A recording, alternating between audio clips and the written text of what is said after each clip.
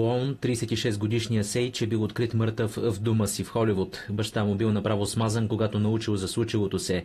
Новината го сварила у дома му в компанията на приятелката му и икономката. За сега не е ясно дали става дума за самоубийство, свръхдоза наркотици или здравословен проблем. Сейч Мунблът Сталоун, който също беше избрал актьорската професия за своя съдба, по никакъв начин не давал индикации, че би могъл да посегне на живота си или че злоупотребява с наркотици, заяви за NBC4 неговият адвокат Джордж Браунштейн. Беше в добро разположение на духа, работеше по няколко проекта, планираше и да се ожени. Съкрушен съм, беше чудесен и толкова мил човек. Полицията в Лос-Анджелес е започнала разследване на причините, довели до смъртта на Сталоун младши. Сейч прави актьорския си дебют на 14 години във филма Роки 5, където игра екранния син на боксера Роки Балбоа, изпълняван от баща му. След това се появява в множество второстепенни роли в други филми, имала и собствени режисьорски проекти.